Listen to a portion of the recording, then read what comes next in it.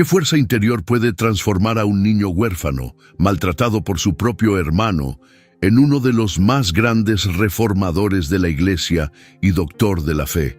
La historia de San Pedro Damián nos revela cómo Dios puede usar nuestras heridas más profundas para forjar un corazón ardiente por la verdad y la santidad, transformando el dolor en un fuego purificador que no solo cambiaría su vida, sino que dejaría una marca indeleble en la historia de la Iglesia.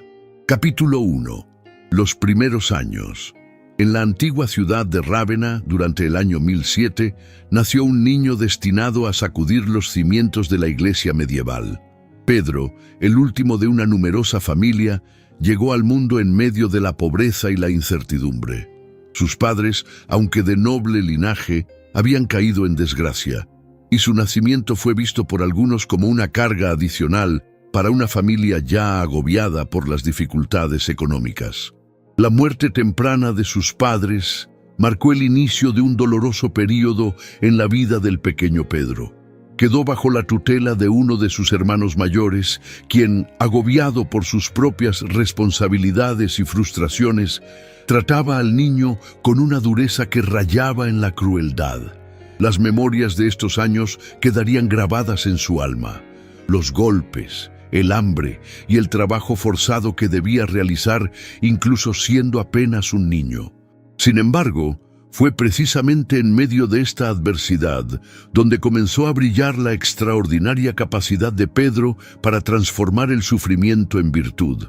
A escondidas, en los breves momentos de descanso que le eran permitidos, el joven encontraba consuelo en la oración y en el estudio de las letras. Una vecina compasiva, testigo silenciosa de sus padecimientos, comenzó a dejarle pequeños trozos de pan y, ocasionalmente, algunas monedas que él guardaba celosamente. Fue otro de sus hermanos, Damián, quien finalmente reconoció el potencial extraordinario que se ocultaba tras los ojos curiosos y determinados del joven Pedro. Este hermano, un archidiácono que había logrado una posición respetable en la Iglesia, decidió intervenir en su destino. En un gesto que cambiaría el curso de la historia, Damián tomó a Pedro bajo su protección y se aseguró de que recibiera una educación apropiada, primero en Rávena y posteriormente en Faenza y Parma. En gratitud hacia este hermano que le abrió las puertas del conocimiento y la esperanza, Pedro añadió el nombre Damián al suyo, convirtiéndose en Pedro Damián. Este gesto no solo reflejaba su agradecimiento, sino que también simbolizaba su transformación. De un niño abandonado a su suerte, se convertía en un joven lleno de promesas, armado con una educación excepcional y una fe inquebrantable. Los años de sufrimiento no habían logrado quebrar su espíritu. Por el contrario, habían forjado en él una determinación férrea y una compasión profunda que caracterizarían toda su vida futura. Capítulo 2. El despertar de la vocación. En las calles medievales de Parma, mientras los demás estudiantes buscaban placeres mundanos y posiciones de prestigio, un joven profesor se debatía en una profunda crisis existencial. ¿De qué servía todo el conocimiento acumulado si el alma permanecía vacía? Esta pregunta atormentaba a Pedro Damián mientras contemplaba el rumbo que tomaría su vida. A pesar de su brillante carrera como maestro y su creciente reputación en los círculos académicos, Pedro sentía un vacío inexplicable que ningún éxito terrenal podía llenar. Las noches las pasaba en vela, alternando entre el estudio de las Escrituras y largas horas de oración. Bajo su elegante túnica de profesor, comenzó a usar un áspero cilicio, buscando dominar los impulsos de la carne que veía descontrolados en muchos de sus colegas y estudiantes. Un encuentro providencial con dos eremitas de Fonte Avellana marcaría el punto de inflexión en su búsqueda espiritual. Estos monjes, con sus rostros serenos y sus palabras llenas de sabiduría celestial, le hablaron de una vida dedicada enteramente a la contemplación y la penitencia. Sus relatos sobre la paz encontrada en el silencio del monasterio resonaron profundamente en el corazón inquieto de Pedro. La decisión no fue fácil. Por 40 días, Pedro intensificó sus ayunos y oraciones, buscando discernir la voluntad de Dios. Durante este tiempo, experimentó violentas tentaciones. El demonio, según escribiría más tarde, le presentaba vívidamente todas las comodidades y honores que estaba a punto de abandonar. Sin embargo, la gracia de Dios prevalecería sobre estas seducciones mundanas. Finalmente, a la edad de 21 años, Pedro tomó una decisión que asombró a todos sus conocidos. Abandonaría su prometedora carrera académica para abrazar la vida monástica en su forma más austera. Una noche, sin despedirse de nadie más que de su hermano Damián, partió hacia el monasterio de Fonte Avellana, llevando consigo únicamente una Biblia y un corazón ardiente de amor por Dios.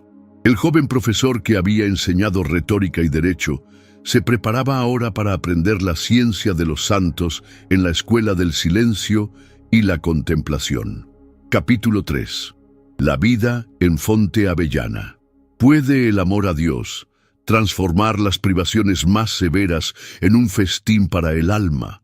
En las escarpadas montañas de la Umbría, entre el frío cortante y el silencio absoluto, Pedro Damián estaba a punto de descubrir que la verdadera libertad nace del desprendimiento total.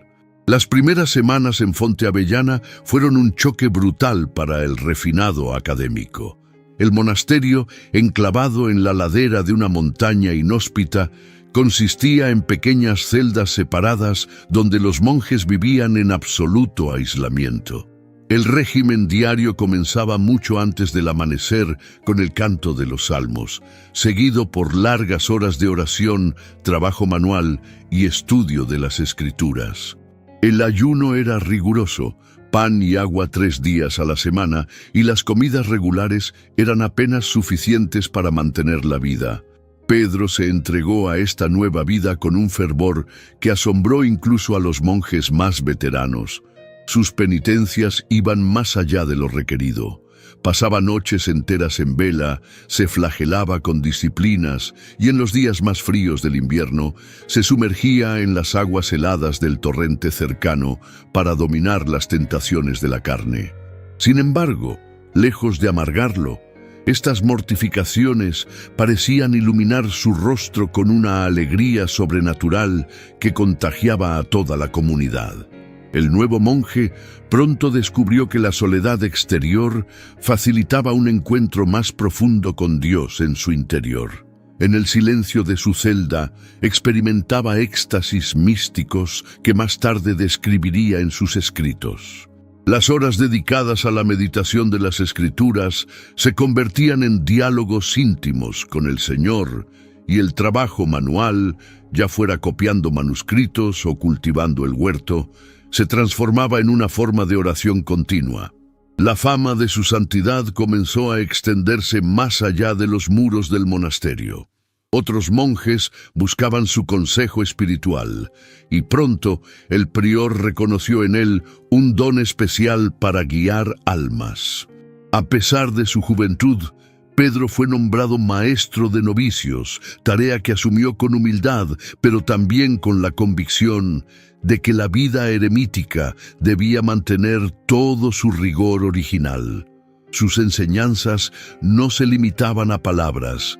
Su propia vida se convirtió en un ejemplo vivo de lo que predicaba, inspirando a una nueva generación de monjes a buscar la perfección evangélica sin concesiones.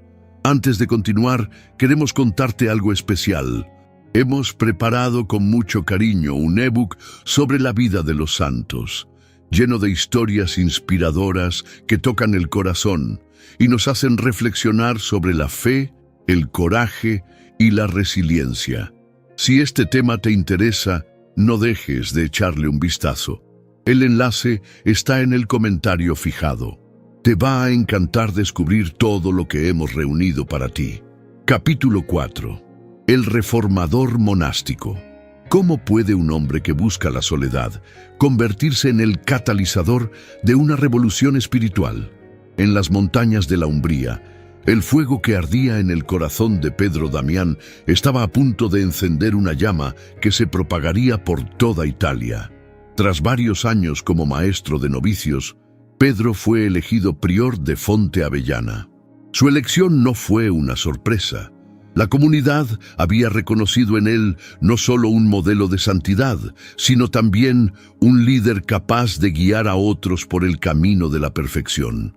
Sin embargo, el nuevo prior no se contentaría con mantener el status quo. Con la misma intensidad con que había abrazado las austeridades de la vida eremítica, se dedicó ahora a revitalizar y expandir la vida monástica. Bajo su liderazgo, Fonte Avellana experimentó una transformación profunda. Pedro estableció un programa riguroso de estudios para los monjes, convencido de que la santidad debía ir acompañada de una sólida formación intelectual. Introdujo la práctica de la flagelación voluntaria como medio de penitencia, pero siempre equilibrada con la discreción y la prudencia. El monasterio se convirtió en un centro de renovación espiritual, atrayendo a hombres de todas las clases sociales que buscaban una vida de radical entrega a Dios.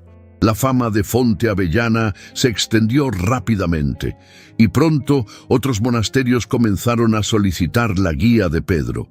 Con un discernimiento excepcional, envió a sus mejores monjes a fundar nuevas comunidades o reformar las existentes. Cada nueva fundación seguía el modelo de Fonte Avellana, una vida de estricta pobreza, intensa oración y estudio serio de las Escrituras y los padres de la Iglesia. Sin embargo, la expansión no estuvo exenta de dificultades. Pedro tuvo que enfrentar la resistencia de monjes que se habían acostumbrado a una vida más relajada, así como la oposición de algunos nobles que veían amenazados sus intereses por la creciente influencia de los monasterios reformados. Con firmeza, pero también con caridad, Pedro perseveró en su misión, convencido de que la renovación de la vida monástica era esencial para la reforma de toda la Iglesia. Capítulo 5. El maestro espiritual.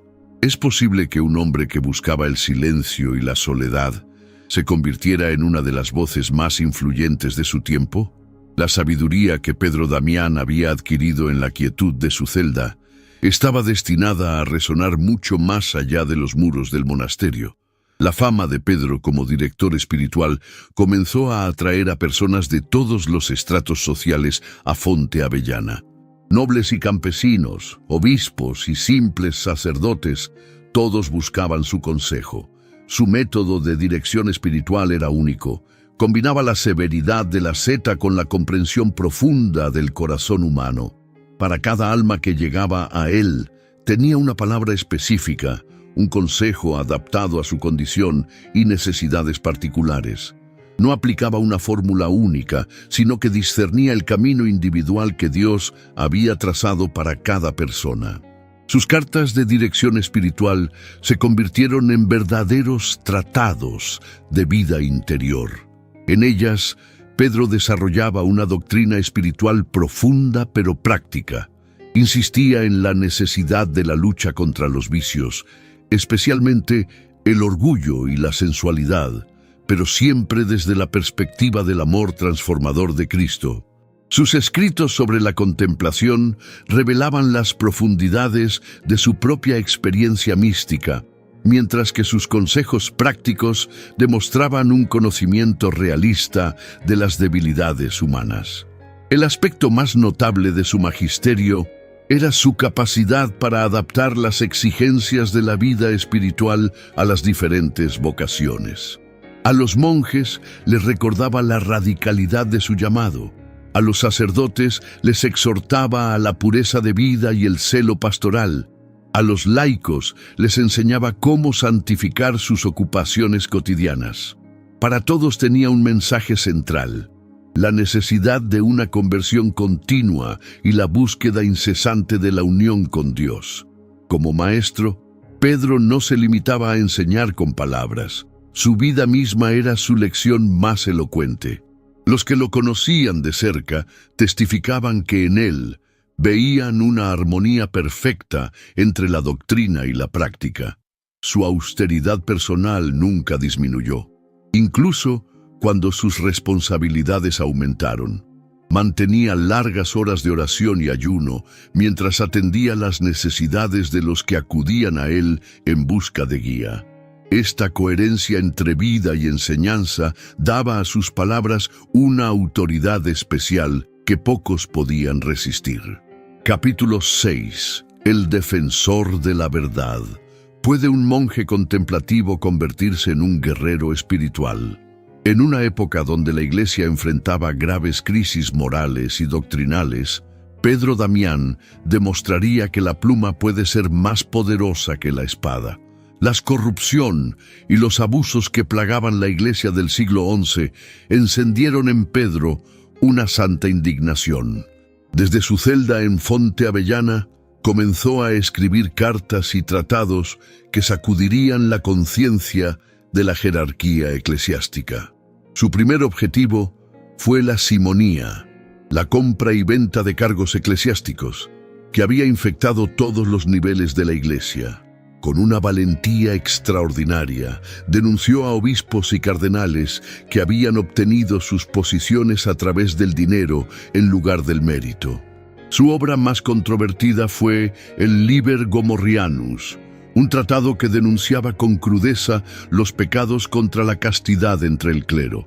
Pedro no temió nombrar los vicios específicos que corrompían a sacerdotes y monjes, convencido de que solo exponiendo el mal a la luz se podría lograr una verdadera reforma. El libro causó conmoción en los círculos eclesiásticos. Algunos lo acusaron de excesivo rigor, otros de escandaloso, pero nadie podía negar la verdad de sus denuncias.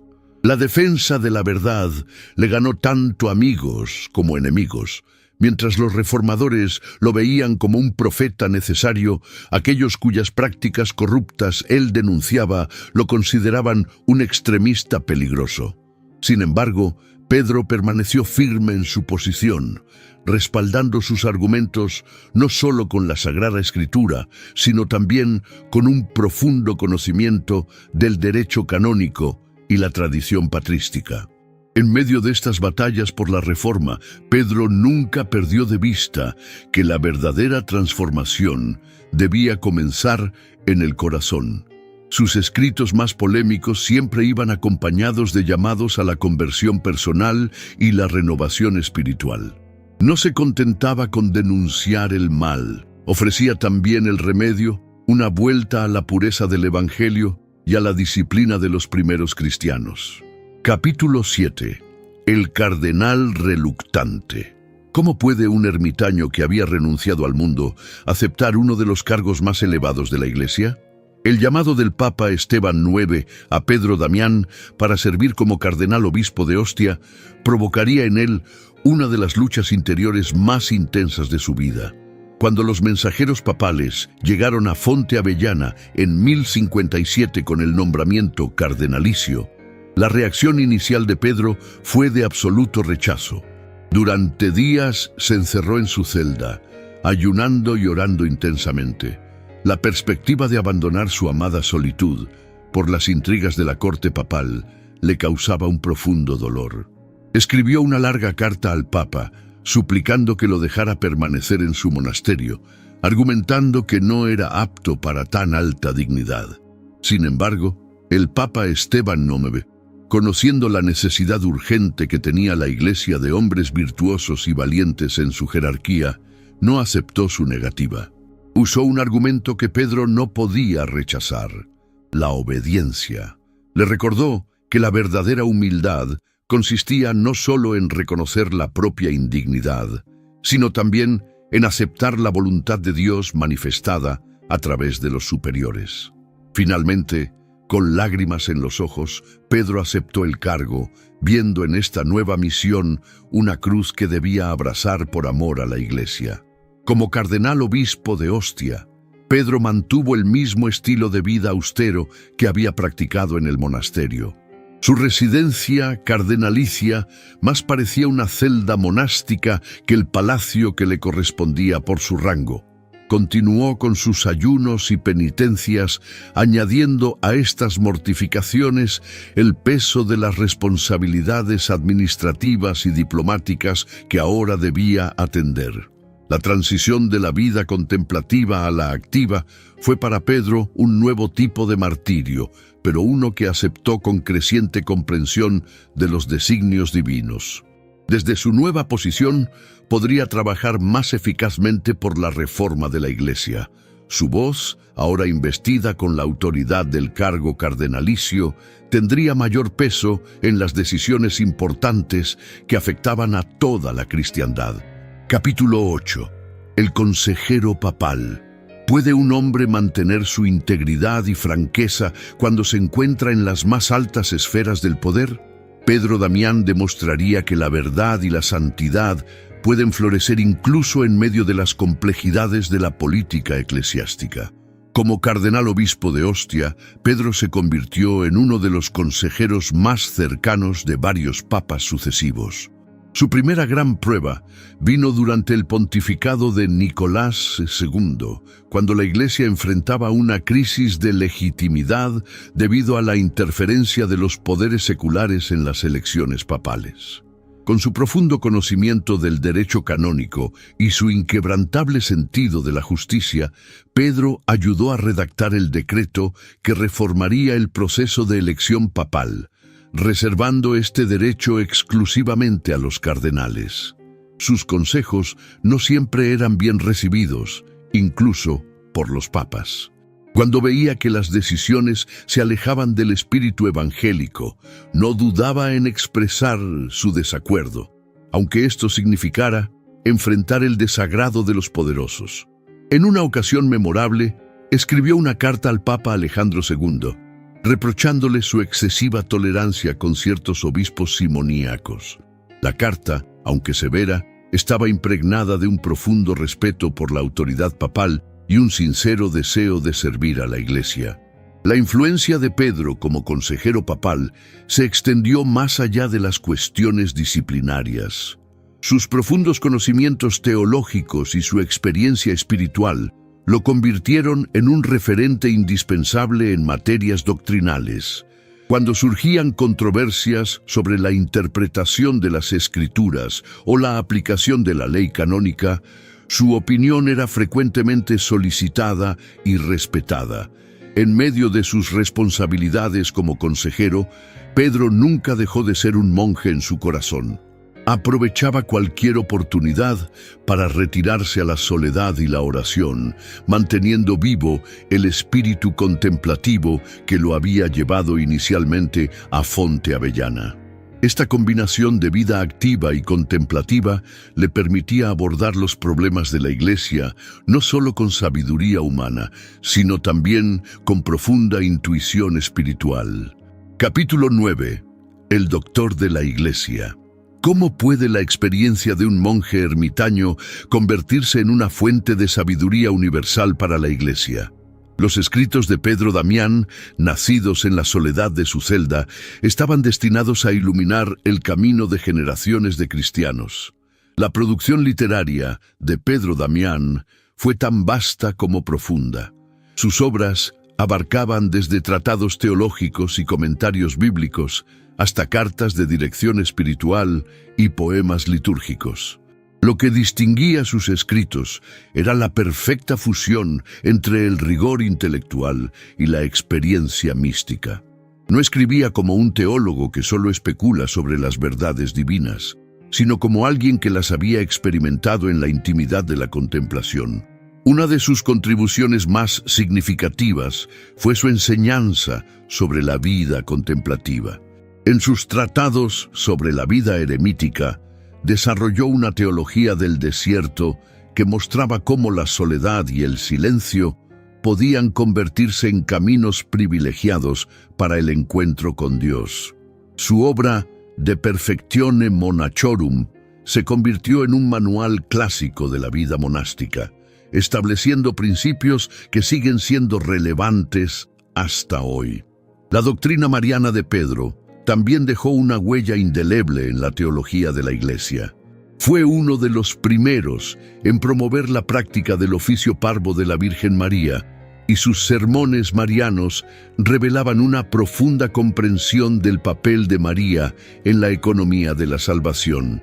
Su devoción a la Madre de Dios no era meramente sentimental, sino que estaba fundamentada en una sólida base teológica.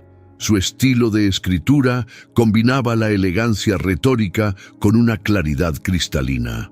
Aunque era capaz de elevadas especulaciones teológicas, siempre mantenía sus pies firmemente plantados en la realidad pastoral. Sus enseñanzas, aunque exigentes, estaban siempre orientadas a la transformación práctica de la vida cristiana. Esta combinación de profundidad doctrinal y aplicación práctica fue lo que eventualmente llevaría a la Iglesia a reconocerlo como uno de sus doctores. Capítulo 10. El místico contemplativo. ¿Qué secretos celestiales se revelan al alma que persevera en el silencio y la soledad? En la quietud de su celda, Pedro Damián descubrió un mundo interior que trascendía todas las glorias terrenales. A pesar de sus múltiples responsabilidades como cardenal y reformador, Pedro nunca abandonó su vocación primaria como contemplativo. Sus experiencias místicas, descritas con extraordinaria precisión en sus escritos, revelan un alma que había alcanzado las cumbres más altas de la vida espiritual. En sus momentos de oración más intensa, experimentaba éxtasis que lo dejaban sumergido en el amor divino por horas, olvidado completamente del mundo exterior. La contemplación, según enseñaba Pedro, no era un privilegio reservado para unos pocos elegidos, sino una llamada universal a la intimidad con Dios. Sin embargo, insistía en que el camino hacia estas alturas espirituales pasaba necesariamente por la purificación del corazón. Sus escritos místicos están llenos de consejos prácticos sobre cómo preparar el alma para la unión con Dios. La necesidad de la mortificación, el cultivo del silencio interior, la práctica de la presencia de Dios en medio de las actividades cotidianas. Una de las características más notables de su misticismo era su dimensión cristocéntrica. Para Pedro, toda experiencia auténtica de Dios debía centrarse en Cristo crucificado. Sus meditaciones sobre la pasión del Señor eran particularmente intensas, y a menudo pasaba noches enteras contemplando el misterio de la cruz. Esta contemplación no era un ejercicio meramente intelectual, sino una participación real en los sufrimientos de Cristo, que frecuentemente se manifestaba en fenómenos místicos extraordinarios. La experiencia mística de Pedro Damián no lo alejaba de la realidad. Por el contrario, lo hacía más sensible a las necesidades de los demás. Sus éxtasis más profundos alternaban con períodos de intensa actividad apostólica, demostrando que la verdadera contemplación no es fuga del mundo, sino fuente de energía para el servicio a la Iglesia y a los hermanos. Capítulo 11. El reformador de la Iglesia. ¿Puede el amor apasionado por la pureza de la Iglesia transformar las estructuras más arraigadas de corrupción? La misión reformadora de Pedro Damián demostraría que la santidad personal puede convertirse en una fuerza de renovación institucional. Las reformas que Pedro Damián impulsó en la Iglesia surgieron de una profunda comprensión de su naturaleza mística. Para él, la Iglesia no era simplemente una institución humana que necesitaba mejores reglas y estructuras, sino el cuerpo místico de Cristo que debía reflejar la santidad de su cabeza. Esta visión teológica fundamentaba toda su actividad reformadora y le daba una urgencia especial a su misión. Como legado papal, Pedro viajó extensamente por Italia y Europa, enfrentando situaciones de grave deterioro moral en diócesis y monasterios. Su método de reforma era directo pero pastoral, Comenzaba exponiendo sin ambajes los males que había encontrado, pero siempre ofrecía un camino de renovación basado en el arrepentimiento y la conversión. En más de una ocasión logró la conversión de clérigos que vivían en concubinato o que habían obtenido sus cargos por simonía, no tanto por sus amenazas de castigos canónicos, sino por la fuerza persuasiva de su ejemplo personal. Una de sus reformas más significativas fue la lucha contra el nicolaísmo, el matrimonio o concubinato de los clérigos y la simonía. Pedro veía estos dos males como profundamente interconectados. El clérigo que vivía en la impureza moral fácilmente caía en la corrupción material y viceversa. Sus escritos sobre estos temas no solo denunciaban los abusos, sino que presentaban una visión positiva del sacerdocio como un estado de total consagración a Dios y al servicio de la Iglesia. La reforma impulsada por Pedro no se limitaba a corregir abusos externos. Buscaba una renovación integral que comenzara en el corazón. Insistía en que la verdadera reforma de la Iglesia debía empezar por la conversión personal de cada uno de sus miembros, desde el más humilde monje hasta el mismo Papa. Esta convicción le daba a su trabajo reformador una dimensión espiritual que trascendía la mera reorganización institucional. Capítulo 12. Los últimos años. ¿Cómo enfrenta un santo el ocaso de su vida terrenal? Los últimos años de Pedro Damián revelarían que el amor por Dios puede arder con más intensidad cuando el cuerpo comienza a debilitarse. A pesar de su avanzada edad y el desgaste producido por décadas de austeridades, Pedro Damián mantuvo un ritmo incansable de trabajo hasta el final de su vida. En 1072, ya cercano a los 70 años, el Papa Alejandro II lo envió como legado a Ravenna, su ciudad natal, para resolver un conflicto que había llevado a la excomunión de su arzobispo. La misión fue un éxito, pero el viaje de regreso en pleno invierno probó ser demasiado para su cuerpo agotado. En el monasterio benedictino de Santa María en Faenza, donde se había detenido para descansar, Pedro sintió que sus fuerzas lo abandonaban. Lejos de su amado Fonte Avellana, pero rodeado de hermanos monjes que lo veneraban como un padre, se preparó para su encuentro final con el Señor. Durante su enfermedad, mantuvo la misma serenidad y alegría que lo habían caracterizado toda su vida, edificando a quienes lo atendían con su paciencia y su continua oración. Los últimos días de Pedro fueron un testimonio viviente de las verdades que había predicado durante toda su vida. Aunque sufría intensos dolores, no permitió que se relajara en nada la austeridad de su vida. Continuó rezando el oficio divino hasta donde sus fuerzas se lo permitían y mantuvo largas conversaciones espirituales con los monjes que lo visitaban, transmitiéndoles sus últimas enseñanzas y consejos. La noche del 22 de febrero de 1072, rodeado de monjes que rezaban los salmos penitenciales, Pedro Damián entregó su alma a Dios. Su muerte, como su vida, fue un testimonio de santidad. Los testigos presentes afirmaron que su rostro, marcado por años de penitencia, resplandecía con una luz sobrenatural en el momento de su tránsito. La noticia de su muerte se extendió rápidamente por toda Italia, provocando un duelo general en la Iglesia que perdía a uno de sus más grandes reformadores y maestros espirituales. Capítulo 13. La glorificación. ¿Cómo reconoce la Iglesia a aquellos que han sido verdaderos faros de santidad?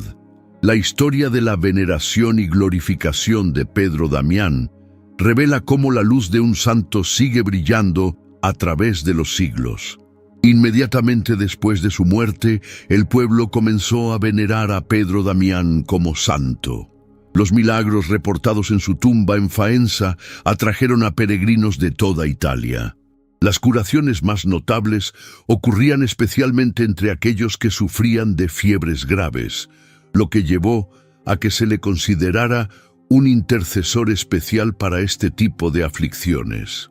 Los monjes de Fonte Avellana en particular mantuvieron viva su memoria, preservando cuidadosamente sus escritos y promoviendo su culto. La canonización formal de Pedro Damián fue un proceso que tomó varios siglos, reflejando la evolución de los procedimientos de canonización en la Iglesia. Aunque era venerado como santo desde el momento de su muerte, no fue sino hasta 1823 que el Papa León XII lo declaró oficialmente doctor de la Iglesia. Este reconocimiento destacaba no solo su santidad personal, sino también su extraordinaria contribución a la doctrina y la reforma de la Iglesia. El cuerpo de San Pedro Damián ha tenido una historia notable después de su muerte. Ha sido trasladado 6 veces, cada movimiento marcado por signos extraordinarios y una creciente devoción popular. Desde 1898, sus restos reposan en una capilla especialmente dedicada a él en la Catedral de Faenza, donde continúa siendo venerado por los fieles. La preservación de sus reliquias ha sido vista como un signo de la providencia divina, que quiso mantener presente su testimonio físico para la edificación de las generaciones futuras. La influencia de Pedro Damián se ha extendido mucho más allá de su tiempo. Sus escritos continúan siendo estudiados y sus enseñanzas sobre la vida espiritual siguen inspirando a monjes, sacerdotes y laicos. Su ejemplo de reforma eclesial, basada en la santidad personal, ha sido particularmente relevante en momentos de crisis en la Iglesia. Los papas modernos han citado frecuentemente sus obras, especialmente en temas relacionados con la disciplina clerical y la vida contemplativa. Capítulo 14. Oración a San Pedro Damián. ¿Cómo podemos invocar a aquel que supo combinar la más alta contemplación con el más ardiente celo por la Iglesia? Esta oración busca capturar la esencia de su santidad y pedir su intercesión para nuestros tiempos. Oh glorioso San Pedro Damián, que en la soledad del claustro encontraste la fuerza para renovar la Iglesia, escucha nuestra oración en estos tiempos de tribulación. Tú que supiste unir la vida contemplativa con el celo apostólico, enséñanos a encontrar en la oración la fuente de toda acción fecunda. Que tu ejemplo nos inspire a buscar primero el reino de Dios, confiando en que todo lo demás se nos dará por añadidura. Maestro de la vida espiritual, que con tus escritos iluminaste el camino de tantas almas, guíanos en nuestro propio camino hacia la santidad. Ayúdanos a combatir nuestros vicios con la misma determinación que tú mostraste, sin desanimarnos ante las dificultades del combate espiritual. Reformador incansable, que no temiste denunciar el mal donde lo encontrabas, danos la valentía para defender la verdad con amor y la sabiduría para distinguir entre el pecador y el pecado. Doctor de la Iglesia, que con tu doctrina iluminaste las mentes y encendiste los corazones, alcánzanos la gracia de una fe profunda y un amor ardiente. Que como tú sepamos poner los dones recibidos al servicio de la Iglesia. En estos tiempos difíciles para la Iglesia, intercede por nosotros ante el trono de la divina misericordia. Que siguiendo tu ejemplo, sepamos ser luz en las tinieblas y sal que no pierde su sabor. Por Jesucristo nuestro Señor, que vive y reina por los siglos de los siglos. Amén. San Pedro Damián, ruega por nosotros. Si has llegado hasta aquí, no te olvides de dar el siguiente paso. Descubre más historias inspiradoras en el ebook que preparamos con tanto cariño sobre la vida de los santos. El enlace está en el comentario fijado. No te lo pierdas.